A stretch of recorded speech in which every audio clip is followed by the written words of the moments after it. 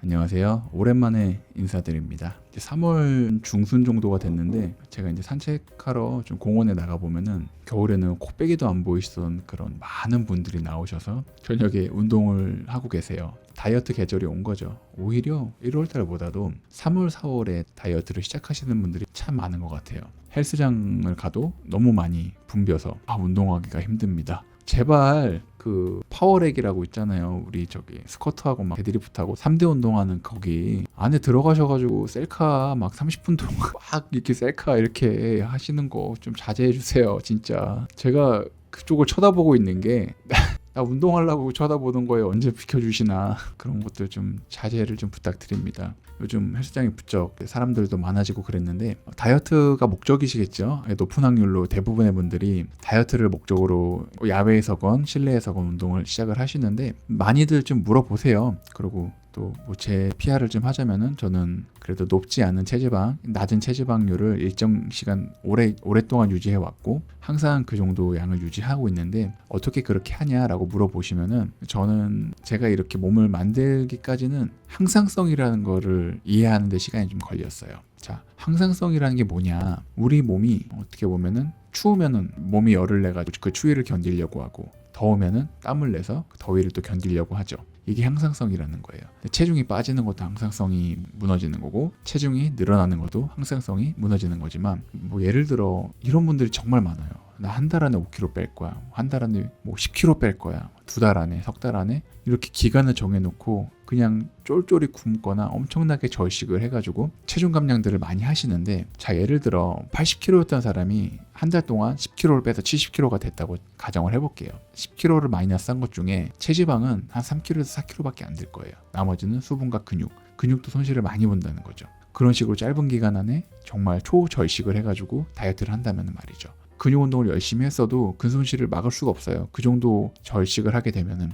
근데 그게 10kg를 뺀 게 성공이냐? 성공이 아닐 확률이 99.9%라고 봅니다. 왜냐면은 우리 몸은 80kg 강상성이었단 말이에요. 80kg 오랫동안 유지한 체중이었는데 갑자기 70kg로 빼버리면은 다시 어떻게든 80kg로 빨리 돌아가려는 성질이 있습니다. 그러면은 내가 70kg까지 빼기 위해서 절식을 했던 그 식단을 1년, 10년 유지할 수가 없죠. 조금만 식단에서 벗어나도 너무나 빨리 살이 찌고 원상복구 되려고 80kg로 돌아가려고 하겠죠. 자, 근데 여기서 또 악순환이 뭐냐? 그렇게 너무 초절식을 해가지고 체중을 빼버리면은 근육도 손실이 된다고 했잖아요. 근데 80kg로 돌아갈 때는 근육량도 같이 올라가는 게 아니라 절대적으로 지방량이 더 많이 올라가요. 그러면 기존에 예를 들어 체지방 5, 근육 5가 빠졌다면은 돌아갈 때는 체지방 8, 근육 2 이런 비율로 돌아가고 또 다시 절식을 해가지고 뺄 때는 지방이랑 근육이랑 같이 빠지겠죠. 그리고 다시 또 올라갈 때는 지방이 더 많이 늘어나고 근육은 적게 늘어나고 이게 굉장히 악순환의 고리가 되는 거거든요. 그래서 단시간에 너무 빠르게 다이어트를 하려고 하는 너무 많은 체중을 빼려고 하는 그러니까 어떻게 보면 숫자 싸움이에요. 이거는 체지방만 빼가지고 몸을 균형 있고 건강하게 만드는 게 아니라 그냥 체중을 줄여서 그냥 몸을 아예 그냥 사이즈를 다 줄여버리는 건강에도 굉장히 영향을 많이 주는 그런 다이어트이기 때문에 굉장히 좀 반대를 하는 입장이고요. 제 주변 사람들이나 이런 것들에 대해서 궁금해하는 분들한테 주는 솔루션은 우선 첫 번째는 이렇게 먹고 이런 운동을 하고 저렇게 먹고 해서 이런 가이드를 잡아주는 걸 사람들이 참 좋아하는데 그렇게 잡아주는 것도 사실 의미가 없어요. 그거 지속적으로 유지 못해요. 내가 얼만큼을 먹었을 때 내 체중이 유지가 되는지 그 마지노선을 알아야 되거든요.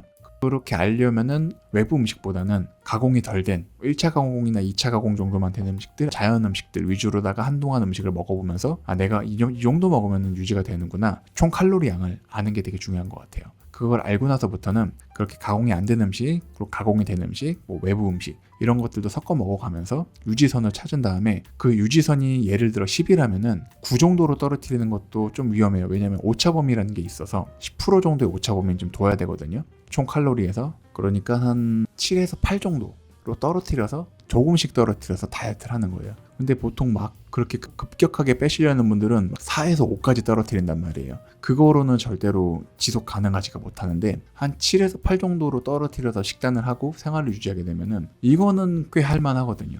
그럼 예를 들어 그렇게 조금씩 떨어뜨려서 만약에 3개월 동안 5kg를 감량을 했다고 가정을 했을 때 거기서 정체기가 와서 막혔어요. 그럼 유지를 해야 돼. 그러면은 7에서 8 정도로 그 이상 넘지 않게만 먹는 건 또 가능은 해요. 어쩌다가 뭐 하루 이틀 정도 좀 많이 먹을 수 있지만 다시 7에서 8로 돌아오면은 유지가 된단 말이에요. 그러면은 5kg를 뺀 거는 내 거예요. 내 거가 되는 거예요. 항상성으로다가 유지를 시킬 수 있어요. 거기서 조금 더 변칙성을 주거나 해가지고 다시 5kg를 감량해 7에서 8이라는 수치로 70kg를 만들고 나면은 그거도 유지를 할 수 있어요. 그게 뭐 짧게는 6개월에서 1년 이상 그 체중을 유지하게 되면은 그건 온전히 내 거가 되는 겁니다. 어디까지 이해가 되셨나요? 저는 이렇게 해가지고 제가 만들고 싶은 수준의 몸을 만들고 그거를 잘 유지를 하고 있고요. 또 많은 분들한테도 이렇게 알려드리고 있어요. 근데 여기서 중요한 거는 방법론적인 거나 아주 1차원적인 거를 다 짚어서 알려드리는 거는 사실 그렇게 의미가 있진 않아요. 자기가 자기 자신을 좀 알아가는 거에 투자를 많이 해보시고 시행착오로 겪어보시기를 좀 권장드리는 바이고요. 결론적으로는 그거죠. 내가 얼마큼 먹어야 유지가 되는지, 얼마큼 먹어야 감량이 되는지, 내가 어떤 음식을 좋아하는지, 어떤 음식을 먹어야 되는지, 어떤 음식을 적게 먹어야 되는지 이런 것들을 좀 조절해 나가는 것도 중요하다고 생각을 하고요. 저는 지금 저의 가늠자는 잘 먹었다, 배불리 먹었다 이 정도 먹게 되면은 대부분은 좀 유지가 되는데 뭐 어떤 특정 시즌이 있어요. 신메뉴 개발 시즌이 되거나 해서 제품 개발을 많이 해야 되고 또 많이 맛을 봐야 되고 할 때는 체중이 좀 많이 늘어요. 그러면 이제 감량 시즌 때는 어떻게 가늠을 하냐? 조금 더 먹고 싶은데 좀 아쉽다 이때 그때 내려놔요. 한 끗 차이로 그냥 좀 더 먹고 싶다, 약간 아쉬운데 할 때 딱 식사를 그만둬요. 그러면은 감량의 그런 가늠자가 되는 거고 이렇게 좀 조절을 하고 있어요. 그러니까 좀 시간을 길게 잡고 여러 시행착오를 겪어보면서 일회성적인 거 말고요. 잠깐 생겼다 없어지는 거, 왕자가 잠깐 생겼다가 없어지는 거 이런 거 말고 정말로 지속 가능한 그런 것들로 다이어트를 시도해 보시기를 좀 권장을 드리죠. 그리고 또 운동도 굉장히 많이 물어보시는데 되게 무기력증이 와요. 그런 질문을 받을 때마다 어떤 운동이 살이 제일 많이 빠지냐 이런 질문들을 참 많이 하시는데 같은 시간을 운동을 해도 훨씬 더 많은 열량을 태우는 운동이 있는데 그거를 1년 2년 지속할 수 있냐는 거예요. 그거를 좋아하는 사람들만 하는 거고 그거는 예를 들면 뭐 크로스핏 같은 운동 되게 힘들죠. 유산소와 무산소를 섞어서 하니까 그 열량 소비가 폭발적일 텐데 그거를 내가 온전히 살을 빼기 위해서 시작하는 것보다는 내가 이거를 좋아해서 시작하면은 오래 할 수 있지만 어떠한 그냥 단기적인 목적을 위해서 하게 되면은 빨리 포기를 하게 되죠. 그러니까 운동도 좀 내가 좋아하는 운동을 잘 찾아서 좀 했으면 좋겠어요. 그리고 이게 어쨌거나 팔은 안으로 굽는다고 저한테 뭐 추천해달라고 하면은 저는 당연히 근육 운동을 추천을 하죠. 근육 운동의 가장 큰 메리트는 어쨌거나 탄수화물로부터 꽤나 자유로울 수 있기 때문에 제가 되게 여러 번 말을 하는데 우리가 탄수화물을 먹으면은 위에서 포도당으로 쪼개서 간과 근육에 글리코겐으로 싸버리는데 간은 용량의 한계가 있고 근육은 우리가 키울 수가 있다고 했잖아요. 그러면 근육량이 늘어남에 따라 예를 들어 건장하고 정상적인 성인 남자 기준 근육량이 좀 있는 사람들은 400g 정도의 글리코겐을 저장을 해요. 400g이 어느 정도 양이냐? 대략 햇반으로 따지면은 햇반이 한 개에 한 60g 정도 탄수화물이 있으니까 6개에서 7개 정도 양을 먹어도 괜찮다. 순수하게 탄수화물 양으로만 따졌을 때 꽤 많은 양이죠. 그렇지 못한 사람들은 밥 한두 공기만 먹어도 살이 찌는 사람들도 있고 근육량이라는 게 참 중요한 게 뭐냐면은 우리가 나이가 들에 따라서 근육량은 계속 감소합니다. 근육량이 늘어나면은 그렇게 보유할 수 있는 양도 늘어나지만은 우리가 같은 거리를 걷거나 계단을 오르거나 뭔가 들거나 힘을 쓸 때 아니면 그냥 심지어 가만히 서 있을 때도 훨씬 더 많은 양의 에너지를 써요. 왜냐면 근육을 쓸 줄 알게 되니까. 그래서 근육량이 늘어나는 게 정말 이득이 많다. 그래서 근육 운동을 많이 추천을 해드리죠. 또 더 무기력하게 만드는 질문 중에 하나가 나 근육 운동하면은 이렇게 되는 우락부락해지는 거 아니냐고 하시는데 그러면 전 막 코끼리만 해줄게요. 20년 넘게 쇠질을 하고 있는데 그럴 일은 없다. 설령 그렇다면은 당신은 거의 초사이어인에 가까운 유전자를 갖고 있다. 이렇게 말씀드릴 수 있을 것 같고요.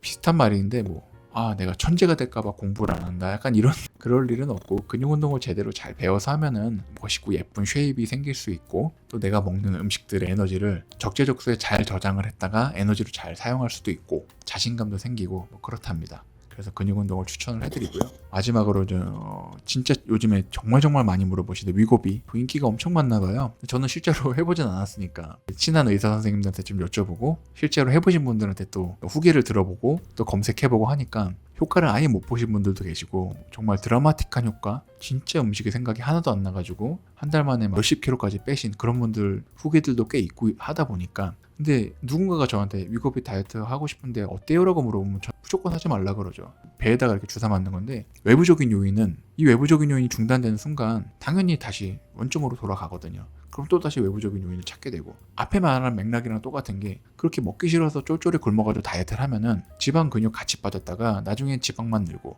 또 외부적인 요인을 찾아서 빼버리면은 그땐 또 지방 근육 같이 빠졌다가 또 체지방만 늘고, 엄청난 악순환의 연속이죠. 불편한 현실이죠. 진짜 팔다리는 계속 얇아지고 몸통만 두꺼워지고. 생리학 책에서 본 건데, 우리의 배꼽 주변으로 가장 빨리 지방이 분포가 되고, 그 다음 허리 둘레로 튜브, 이제 우리 수영장 가면 튜브 두르는 것처럼 그렇게 지방 분포가 많이 된다고 해요. 가장 많이. 다이어트를 그런 식으로 굶는 다이어트를 거듭할수록 그런 체형으로 변해가 버리는 거예요. 악순환입니다. 나중에 모든 걸 다 후회하게 될 게 뻔하게 보이니까 아예 시작을 말라. 그거로 인해서 내가 건강함을 유지할 수 있을 확률이 높진 않다. 오히려 낮은 쪽에 훨씬 가깝다. 그래서 좀 반대를 하는 바입니다. 어쨌거나 곧 완연한 봄이 올 것 같아요. 여러분들의 봄날에 좋은 일들이 가득하시길 바라고요.